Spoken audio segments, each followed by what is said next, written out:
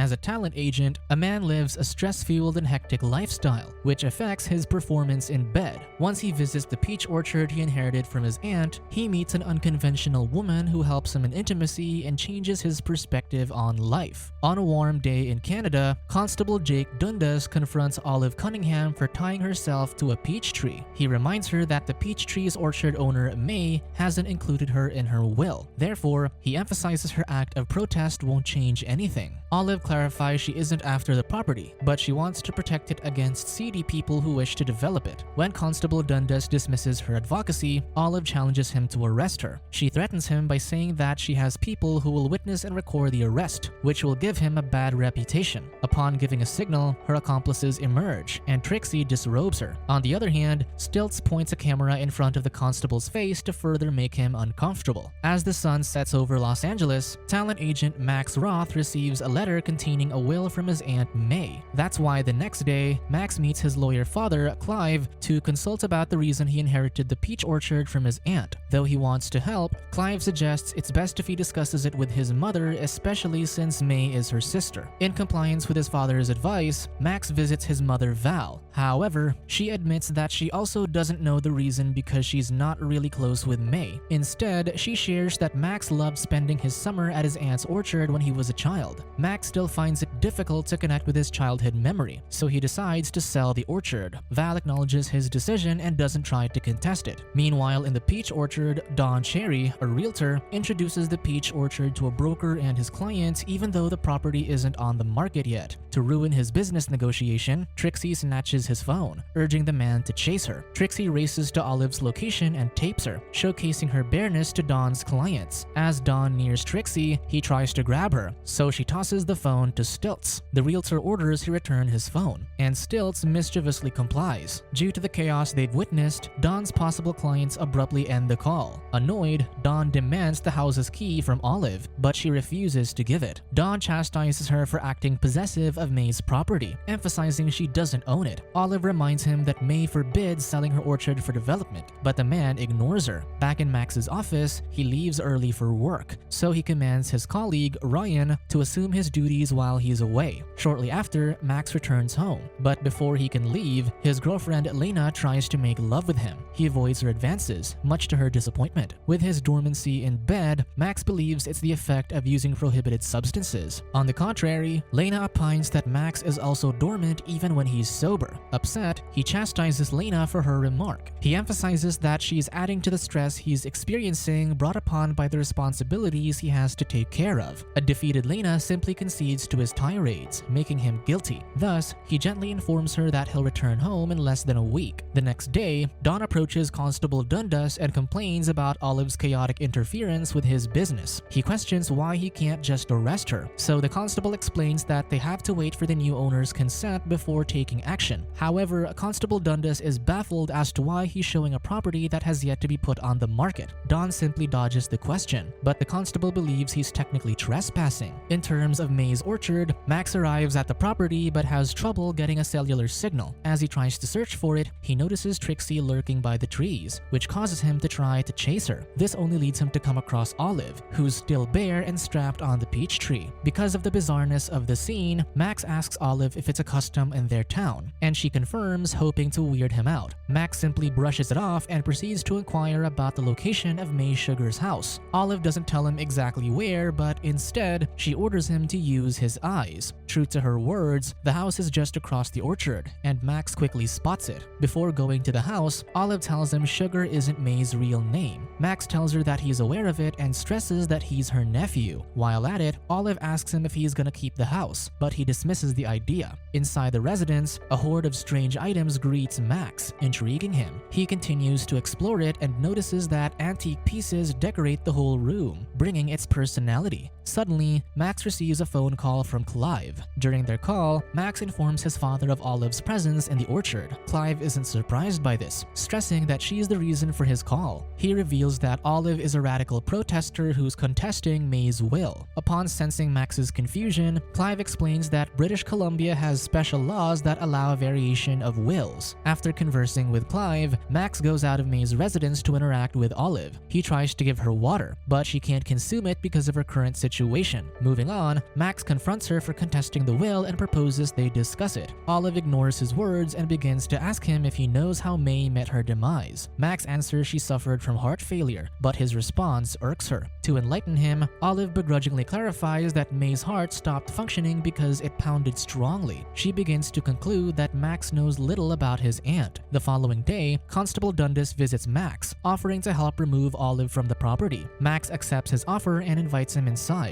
Out of curiosity, Max asks the constable if they'll arrest the woman outside, but he denies it. He clarifies that Olive has an older brother who usually wrangles her. At that moment, Don appears, compelling Constable Dundas to leave. Don mentions that he has people who want to buy his property, and Max expresses his interest in it. While they're still in the middle of conversing, the constable alerts them that Olive is missing. He thinks she might have headed to her brother's place, but he initiates checking the house to make sure. Once he investigates inside, the constable doesn't find any traces of Olive. Therefore, he simply provides Max with his calling card in case he encounters trouble. As he returns inside, Max hears clattering noises from the pantry. With growing suspicion, he opens the door, and a feasting Olive greets him. The woman asks him if he's gonna turn her in, but he denies it, emphasizing that his phone has poor reception. His phone buzzes as Ryan persistently tries to contact him. Immediately, he leaves the house to get a better reception. Max learns that Ryan is unsuccessful in the lunch assignment with one of their talents. Infuriated, Max volunteers to communicate with the said talent. Unfortunately, the phone reception worsens, so Max fails to reach him. Due to his frustration, Max returns home, but the sight of Olive in the kitchen surprisingly lightens his mood. Olive serves him breakfast, and she proceeds to interrogate him about his knowledge of May's existence. At first, Max insists he knows nothing, but Olive is skeptical about his claims. Hence, Max admits he remembers that May used to have a funny laugh and is notorious for laughing at her own jokes. Such memory causes Olive to howl in humor. Afterward, she serves him coffee, and Max uses this opportunity to ask how she is related to May. Olive reveals she isn't, which confuses Max because she is contesting the will. In her defense, she's just buying time to concoct a new plan to stop the possible development of May's property. Max wonders what's her possible plan, and she answers she'll seduce him. For him, he's sure her plan will fail since he's not attracted to her. To tease him, Olive playfully grabs his crotch, causing him to back away. Before leaving, he clarifies that he's planning on selling the property so he can return to his normal life. Later that day, Max is heading to the local cafe when he receives a phone call from Lena. She expresses her worry for she can't reach him. Max explains his problem with a cellular signal, but he urges her to end the call since he's busy. However, Lena refuses and inquires when he'll return. Tired of her question, Max doesn't address it and insists he has to go. Lena quickly requests that he bring her goods from Canada. Though his phone call with Lena has ended, Max is yet to get off the hook as Clive contacts him. He informs his son that he has an agricultural issue. The agricultural land reserve is protecting the orchard. This means that his property is required to be maintained as agricultural. Clive stresses that it'll be an issue if the buyer wants to develop the land. Despite this, Clive assures Max that he'll work with a lawyer who'll help them remove May's property from the agricultural reserve.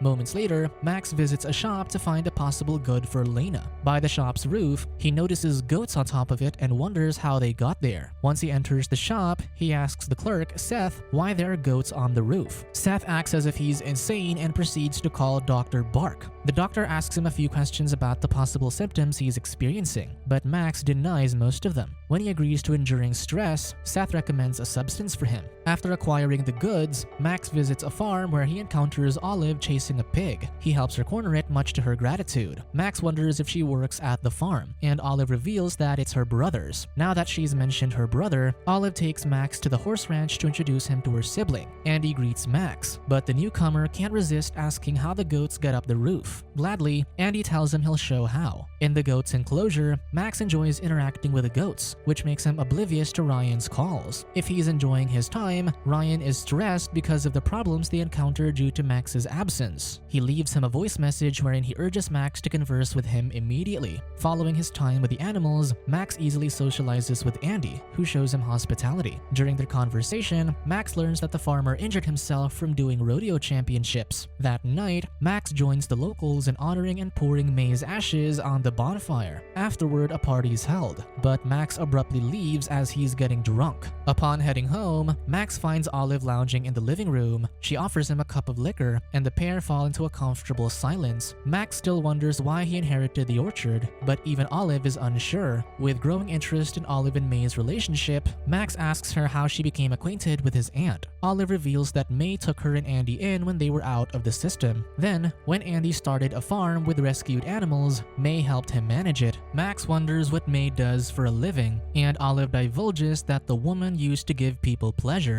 Baffled, Max asks if the house is a former brothel, and Olive confirms the possibility. Instead of elaborating on it, Olive evades by announcing that she has to take a bath. She shamelessly disrobes and invites Max to join her. For a second, Max tries to be rational, but he can't resist her temptation, urging him to take her hastily. However, Olive pushes him away, emphasizing that he's treating their intimacy as a chore that must be done. Max takes offense to this, causing him to sulk. Olive pleads with him to dance with her, but he refuses. Regardless, Olive is determined to persuade him, so he eventually yields. As the pair are dancing, Max accidentally falls to the cushions, dragging Olive along. Due to their proximity, they can't fight their desire for each other. Hence, they engage in tender lovemaking. The next morning during the hearing, Olive doesn't have a lawyer who will handle her case. Judge Lerman interrogates her if she is May's blood relative, especially since she claims she's her daughter. Moreover, for her application to push forward, it must prove her relationship with the deceased. Max's lawyer, Peter Koski, declares that Olive isn't related to May as no evidence was found. To prove it, he shows an affidavit authored by Dawn. Because Olive doesn't have any evidence of her legal relations with May, the court denies her application. Shortly after, Peter requests Max's signature for his submission of an application. Olive overhears this, leading her to ask what it's about. Peter informs her of Max's plan of removing May's orchard from the agricultural reserve. Infuriated, Olive declares that May's property is protected. Now, she proceeds to chastise Max for not telling her about it. He justifies his decision, stressing that he visited the area to sell the land. Furthermore, he has a life in Los Angeles. Dawn notices the commotion, so the man tries to check on them. Olive expresses her disdain for him, leaving him to reprimand her for her lack of modesty. When she continuously directs profanity toward him, Dawn tells her everyone is sick of her. With Max's betrayal and Dawn's insulting words, Olive enters a meltdown and begins to trash the gymnasium. Some of the locals try to approach her, but Andy intervenes, requesting them to give his sister space. However, Max refuses to listen, leading Andy to chastise him. Following his encounter with Olive, Max ponders about his life, which causes him to try to pursue writing again. Afterward, he packs some of May's prized collection when he discovers an old photo album. As he leafs through it, he gets transported to his buried childhood memories. One day, Max visits Andy's farm and gives him a basket containing May's collection. He asks Andy about Olive's well-being, but the man urges him to find it out himself. Though he wants to, Max wavers, so he abruptly bids Andy farewell. Back in Los Angeles, Max returns to his fast-paced life, but he finds it unfulfilling. Once he's back in his house, Lena affectionately hugs him as she's craving his attention. He tells her he's working, but she continues clinging to him. When Max doesn't reciprocate her affection, Lena announces she wants to end the relationship, and he agrees. The next day at work, Max receives Dawn's call. The man asks if he's interested in selling the property, but Max requests that he give him time to think things through. After a few minutes of pondering, Max goes to the conference room and announces to his colleagues that he's quitting his job. That day, Max arrives at the Canadian border when the guard informs him he's selected to have his vehicle searched. Unfortunately, the guard has recovered paraphernalia related to prohibited substances. Therefore, the guard forbids him to cross the border. Clive chastises Max about it, but he denies owning the paraphernalia. Unbeknownst to them, it belongs to Lena, who left it there after she borrowed Max's car. Now, Max wonders what he'll do with the property, and Clive advises him to sell it so he can return to his ordinary life. Contrary to his suggestion, Max wants to live his life, not chase it. Later in his room, Max calls Dawn and gives the man permission to sell his property. Due to his decision, Constable Dundas visits Andy and relays the message that May's orchard has been sold. Just in time, Olive appears and notices the gloominess of the air. Andy discloses the situation of May's orchard, disappointing Olive. For this reason, Olive orders them to pick the peaches from the orchard since the trees will be cut down. On the same day, Olive calls Max to confront him about selling the land, Max explains that he encountered an issue at the border, hence he has to sell it. Still, he's positive since Dawn told him they'll turn the property into a bed and breakfast. Olive reprimands him for believing Dawn since, in reality, the land will be used to build condominiums. This makes Max regretful as Dawn's plans oppose May's cause. By fall, Max is traveling alone when he comes across a sign that informs him a vineyard is for sale. He convinces himself that it isn't for him, so he simply speeds away. Yet, he swerves his car to visit the owner. Upon arriving at the property, a man named Fur greets Max. The man then shows him the vineyard, and Max is surprised to see a barren land. Despite its appearance, Max remains optimistic and deems the vineyard beautiful.